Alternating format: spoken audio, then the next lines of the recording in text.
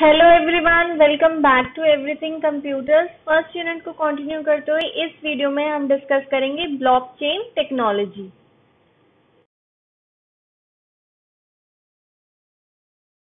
Blockchain technology discuss करने से पहले हम लोग करंट ट्रांजैक्शन सिस्टम डिस्कस कर लेते हैं। तो सपोज करो कि एक पर्सन ए है, उसने बी को अपनी कार सेल करनी है, तो वो ये ट्रांजैक्शन डायरेक्ट नहीं कर सकता। अगर वो डायरेक्ट कर भी लेता है तो भी उसको पेपर्स ट्रांसफर करने के लिए एक थर्ड पार्टी के पास जाना ही पड़ता है, यानी कि उसको आरटीओ के ऑफिस जाना ही पड़ेगा पेपर ट्रांसफर करने के लिए। तो जो भी हम कोई भी ऐसी ट्रांजेक्शन करते हैं, जैसे कि अगर हमने किसी से लैंड परचेज करना होता है तो हमें कहीं ना कहीं थर्ड पार्टी को इन्वॉल्व करना ही पड़ता है, ताकि वो थर्ड पार्टी रिकॉर्ड रख सके कि अब ये चीज इस दूसरे के नाम पे ट्रांसफर होगी और ये एक ट्रांजेक्शन हो गई है। तो यानी कि थर्ड पार्टी जो होती है वो हमारा रिकॉर्ड कहीं ना कहीं स्टोर करके रखती है कि ये जो ट्रांजेक्शन है ये इन दोनों के बीच में परफॉर्म हुई है।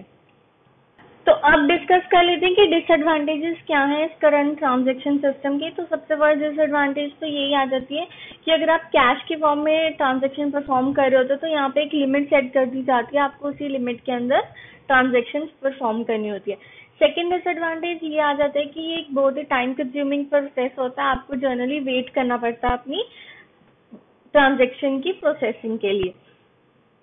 थर्ड डिसएडवांटेज ये आ जाता है कि यहाँ पे आपको हमेशा एक थर्ड पार्टी की इन्वॉल्वमेंट की नीड होती है, ताकि वो थर्ड पार्टी वेरीफाई कर सके आपकी ट्रांजैक्शन को और जो आपकी ट्रांजैक्शन है वो प्रोसेसिंग में आ सके। तो जनरली ये जो प्रोसेस होता है ये एक कॉम्प्लेक्स प्रोसेस बन जाता है फिर।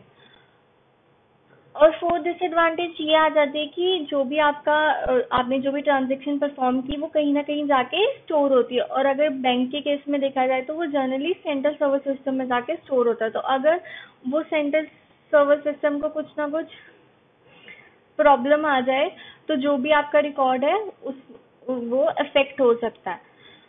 तो लास्ट डिसएडवांटेज ये आ जाती है कि आपको यहाँ पे एक ऑर्गेनाइजेशन की वेरिफिकेशन की नीड होती है। जब भी आप कोई ट्रांजैक्शन परफॉर्म कर रहे होते हो तो उस वेरिफिकेशन की नीड में आपको कुछ ना कुछ एक्स्ट्रा फी भी देनी पड़ती है, यानी कि ये जो प्रोसेस हो जाता है ये थोड़ा सा एक्सपेंसिव होता है। तो सपोज जैसे अगर आपने अभी कार ट्रांसफर की एग्जांपल हमने ली, तो उस केस में भी अगर आप चाहते हो कि आपकी ट्रांजैक्शन जल्दी हो जाए या आपने कोई लॉयर किया है जिसकी हेल्प से आप वो करेंगे, तो आपको एक एक्स्ट्रा फीस उस लॉयर को भी देनी पड़ती है। मतलब कि इस केस में आपको थोड़ा सा एक्स्ट्रा चार्ज देना पड़ता है, जिसकी वजह से कि ये जो ट्रांजैक्शन होती है थोड़ी सी एक्सपेंसिव हो जाती है। तो अब देख लेते हैं ब्लॉकचेन टेक्नोलॉजी वर्क किस तरह से करती है। तो सपोज करो ए को बी को पैसे सेंड करने हैं ब्लॉकचेन टेक्नोलॉजी की हेल्प से, तो वो जो भी ट्रांजैक्शन परफॉर्म करेगा वो ट्रांजैक्शन ऑनलाइन एक ब्लॉक के फॉर्म में रिप्रेजेंट हो जाएगी। अब इस ब्लॉक में 3 टाइप्स ऑफ डाटा स्टोर होता है। सबसे पहले तो इस ट्रांजैक्शन के रिगार्डिंग इंफॉर्मेशन स्टोर होती है, और सेकंड चीज जो इस ब्लॉक में सेव होती है वो होती है प्रीवियस ब्लॉक का एड्रेस, ताकि उसको पता हो कि उसने कौन सी ब्लॉकचेन के साथ जाके अटैच्ड होना है। और थर्ड चीज इसमें जो सेव होती है वो होती है इसकी एक सिक्योरिटी पिन, जिसको कि हम हैश बोलते हैं, और वो हर एक ब्लॉक के लिए यूनिक होता है। तो इस ब्लॉक का जो भी हैश या सिक्योरिटी पिन होगा वो इसी ब्लॉक का होगा, वो और किसी ब्लॉक के लिए अलग होगा। तो जैसे ही ये ब्लॉक ऑनलाइन रिप्रेजेंट होता है, फिर उस ब्लॉकचेन में जितने भी सिस्टम्स अटैच होते हैं उन सबको जाके ये ब्लॉक ब्रॉडकास्ट हो जाता है, ताकि वो जो बाकी सारे सिस्टम्स हैं वो वेरीफाई कर सके कि जो ब्लॉक के थ्रू ट्रांजैक्शन होनी है वो ब्लॉक की इंफॉर्मेशन वैसी ही है जैसी ए ने सेंड की थी, उसमें बीच में कोई टैंपरिंग तो नहीं हुई, किसी ने उसकी इंफॉर्मेशन को चेंज तो नहीं किया। जैसे कि सपोज करो अगर ए बी को 10 बिटकॉइन सेंड करना चाहता था, तो वो ब्लॉक जब तक इनके पास ब्रॉडकास्ट हुआ तब तक उसमें इंफॉर्मेशन 10 बिटकॉइंस की ही है ना, वो 5 बिटकॉइंस तो नहीं होगे, किसी ने बीच में हैकिंग करके डाटा तो नहीं चेंज कर दिया। अगर ऐसा कुछ नहीं होता है तो वो देखते हैं कि हाँ सब कुछ ठीक है, इंफॉर्मेशन भी करेक्ट है, प्रीवियस जिस चेन के साथ हमने इसको अटैच करना उस चेन का एड्रेस भी ठीक है, तो फिर उसके बाद ये अप्रूव कर देते हैं और वो ब्लॉक जाके ब्लॉकचेन के साथ ऐड कर दिया जाता है और ट्रांजैक्शन सक्सेसफुली हो जाती है, पैसे हैं जो वो बी को सेंड कर दिए जाते हैं। तो अब डिस्कस कर लेते हैं कि ब्लॉकचेन टेक्नोलॉजी क्या है। तो 2008 में संतोशी नाकामोटो ने ब्लॉकचेन टेक्नोलॉजी इन्वेंट की थी। तो blockchain technology basically backbone technology है डिजिटल क्रिप्टो करेंसी बिटकॉइन की। अब देख लेते हैं कि बिटकॉइन क्या है। तो बिटकॉइन बेसिकली क्रिप्टो करेंसी है, यानी कि आप इसको डिजिटल करेंसी भी बोल सकते हैं, जो कि आप यूज करते हैं ब्लॉकचेन टेक्नोलॉजी के मीडियम से ट्रांजैक्शंस परफॉर्म करने के लिए। यानी कि ये ऐसी करेंसी है जो कि आप यूज करते हैं ऑनलाइन अपने असेट्स को एक्सचेंज करने के लिए। जैसे आप ऑफलाइन रुपीज, डॉलर, यूरो ये सब करेंसीज यूज करते हैं, तो जब आपने ब्लॉकचेन की हेल्प से कोई ट्रांजैक्शन परफॉर्म करनी होती है तो आप जिस डिजिटल करेंसी को यूज करते हैं उसको हम बिटकॉइन या फिर क्रिप्टो करेंसी बोलते हैं। तो बिटकॉइन क्रिप्टोग्राफी प्रूफ की तरह भी वर्क करता है, क्योंकि ब्लॉकचेन टेक्नोलॉजी में कोई भी थर्ड पार्टी नहीं होती है जो कि ट्रांजैक्शन को परफॉर्म करवाए। तो इसलिए जो बिटकॉइन है वो एज अ डिजिटल सिग्नेचर या फिर क्रिप्टोग्राफी के प्रूफ की तरह भी यूज की जाती है ब्लॉकचेन टेक्नोलॉजी में। तो जो ब्लॉकचेन टेक्नोलॉजी ये डिस्ट्रीब्यूटिव डाटाबेस यूज करती है रिकॉर्ड्स और ट्रांजैक्शन को स्टोर करने के लिए, और ये जो भी रिकॉर्ड्स और ट्रांजैक्शन है ये शेयर कर दी जाती हैं हर एक सिस्टम के साथ जो भी ब्लॉकचेन में अटैच्ड होते हैं। तो अब देख लेते हैं डिस्ट्रीब्यूटिव डाटाबेस क्या है। तो डिस्ट्रीब्यूटिव डाटाबेस बेसिकली एक ऐसा डाटाबेस है जो कि सबके साथ शेयर कर दिया जाता है जो भी उस ब्लॉकचेन में अटैच्ड होते हैं। यानी कि यहाँ पे हमारे पास कोई भी एक सेंट्रल सर्वर सिस्टम नहीं होता, यानी कि कोई भी एक सिस्टम नहीं है जहाँ पे कि हमारा डाटा स्टोर होगा।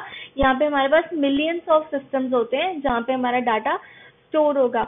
तो इसकी वजह से जो हमारा डाटा है वो ज्यादा सिक्योर हो जाता है। अगर इन एनी केस कोई भी एक सिस्टम क्रैश हो जाता है तो हमें कोई भी टेंशन लेने की जरूरत नहीं कि हमारा डाटा लॉस हो जाएगा, क्योंकि हमारा डाटा बाकी सारे सिस्टम्स में स्टोर्ड है।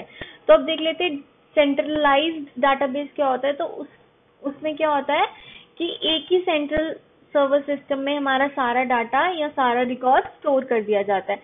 डिसेंट्रलाइज के केस में हमारे पास एक से ज्यादा सर्वर्स होते हैं और वो जो सारे सर्वर्स हैं वो इंटर अटैच्ड होते हैं, तो हम सीधी सर्वर पे जाके अपना डाटा स्टोर कर सकते हैं। लेकिन जो डिस्ट्रीब्यूटेड डाटाबेस होता है उसमें जो हर एक सिस्टम है वो एज अ सर्वर ही काम करता है, यानी कि आपके हर एक सिस्टम में आपका डाटा स्टोर कर दिया जाता है। तो नेक्स्ट इम्पोर्टेंट पॉइंट आ जाता है ब्लॉकचेन टेक्नोलॉजी के रिलेटेड कि यहाँ पे जो भी कंज्यूमर और सप्लायर्स हैं वो डायरेक्ट कॉन्टैक्ट कर लेते हैं एक दूसरे से जब भी उन्हें कोई ट्रांजैक्शन परफॉर्म करनी होती है। यहाँ पे कोई भी हमें थर्ड पार्टी की नीड नहीं होती, और जो भी यहाँ पे ट्रांजैक्शन होती है वो वेरीफाई की जाती है by the majority of the participant, यानी कि मेजॉरिटी ऑफ द सिस्टम जो भी उस ब्लॉकचेन में अटैच्ड होते हैं, और हर एक रिकॉर्ड को फिर स्टोर कर दिया जाता है हर एक सिस्टम में। तो अब डिस्कस कर लेते हैं कि ब्लॉकचेन किस तरह से ट्रस्ट बिल्ड करती है कोई ट्रांजैक्शन परफॉर्म करने के लिए। तो सबसे फर्स्ट एट्रीब्यूट आ जाता है डिस्ट्रीब्यूटेड, यानी कि blockchain distributed laser management follow करती है एक ट्रांजैक्शन को परफॉर्म करने के लिए। यानी कि अगर आपने किसी भी पुराने रिकॉर्ड में कोई अपडेशन की हुई है तो वो अपडेटेड डाटा हर एक सिस्टम के साथ शेयर कर दिया जाता है जो भी उस ब्लॉकचेन के साथ कनेक्टेड है वाया नोड्स। तो नोड बेसिकली कनेक्शन होता है जो कि ब्लॉकचेन में हर एक सिस्टम को कनेक्ट करके रखता है, और ब्लॉकचेन में कोई भी हमारे पास सेंट्रल सर्वर सिस्टम नहीं होता जो कि डाटा को कंट्रोल करेगा या उसके रिकॉर्ड में जो भी चेंज हुआ है उसको स्टोर करके रखेगा। यहाँ पे जो भी अपडेशन हो जाती है वो हर एक सिस्टम के साथ शेयर कर दी जाती है और वो हर एक सिस्टम उसको स्टोर करके रखता है। नेक्स्ट एट्रीब्यूट आ जाता है कि ये एकदम से सिक्योर है, क्योंकि यहाँ पे कोई भी अनऑथराइज एक्सेस करके ब्लॉकचेन का डाटा चेंज नहीं कर सकता, क्योंकि हर एक ब्लॉक के साथ एक सिक्योरिटी कोड अटैच होता है जिसको कि आप क्रिप्टोग्राफी सिग्नेचर भी बोलते हैं।